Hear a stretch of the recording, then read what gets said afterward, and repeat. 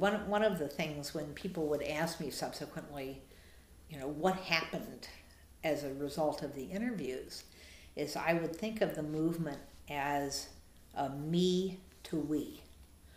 That imagine that you've had a conversation with a young person, because even though the young person was asking the questions and the person being asked the questions was having a legacy moment, they're saying, here's what I've seen, here's what I've experienced, here's what I've valued, here's what I can see going forward, here's what I believe works, here's who I think needs to be involved, which is a wisdom sharing moment.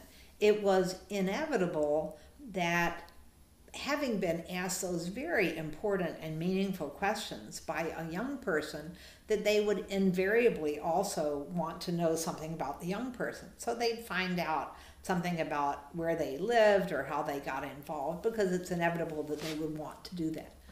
Well, by the end of the conversation, having discovered something about the person with whom they were speaking, if then the next week they read something about Inglewood or the Robert Taylor homes or the places from which many of these young people came, instead of that being that neighborhood over there where strangers and criminals might live, it was now Tim's neighborhood or Willie's neighborhood.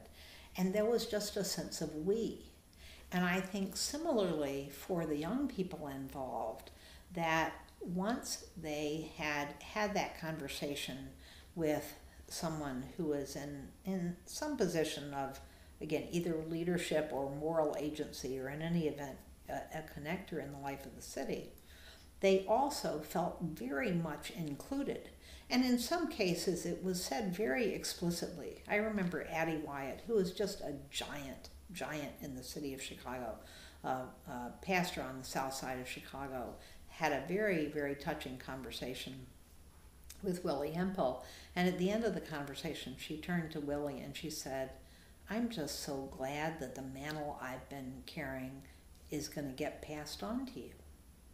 Well, I mean, you can just imagine that people then see each other really together in something. And what are they together in?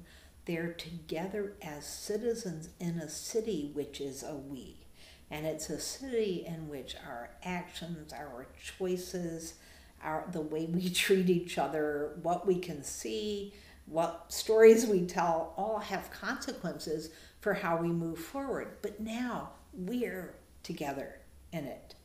It's not us and them. And if you think about how powerfully different things are when you feel together with someone from whom an hour before you felt separated, that really can shift everything. Because once you build a community which is that much bigger, then you figure out what the common purposes and the common goals and the common actions are that are necessary to move forward. So if our ambition had been nothing other than to try to save some of the lives of the kids at risk, we know we had something to do with that by virtue of tracking them over the course of their lives. I'm still in touch with a number of them. And you just see how much greatness, which was embedded in them by way of potential, has been realized over time. Not so much because of the moment of that interview, but because someone in the community, a stranger with a certain authority, recognized that potential and saw it because they were acting on behalf of a city that they loved and that they shared in common. So I think that move from me to we became a foundational move in thinking going forward about how we could build communities across difference that would shift what became possible in the life of the city.